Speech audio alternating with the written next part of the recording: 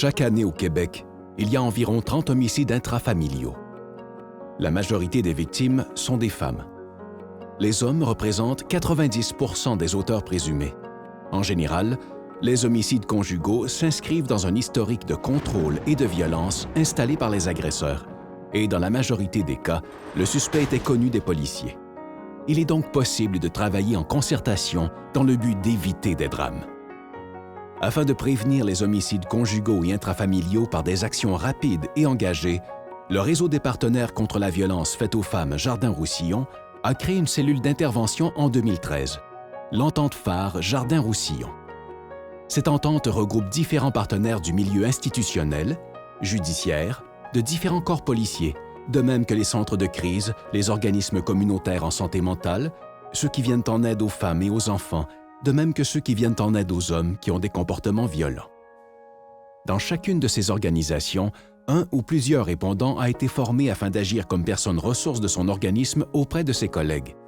Si un intervenant juge qu'une situation constitue un risque, il ira voir son répondant institutionnel qui est formé et habilité à faire l'évaluation selon des critères précis, ce qui permet d'avoir un langage commun.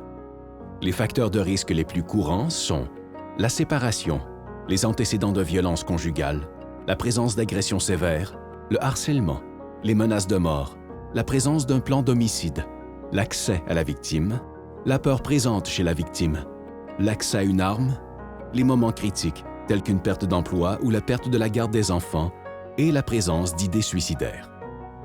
Devant une situation de crise, le répondant peut consulter un autre répondant institutionnel.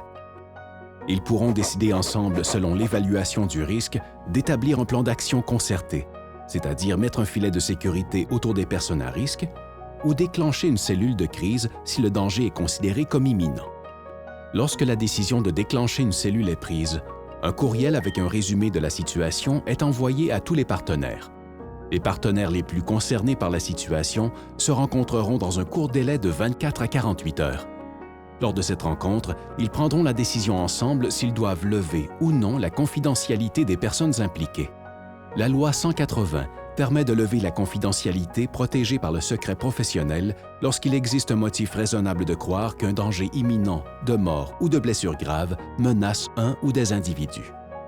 L'entente phare, c'est une trentaine d'organismes qui s'engagent par des actions communes à prévenir les homicides intrafamiliaux. La diversité des partenaires offre un lieu de concertation riche en expertise qui favorise un travail d'équipe et brise l'isolement des intervenants lors d'une prise de décision. Nous pouvons ainsi diminuer l'imminence du risque et sauver des vies.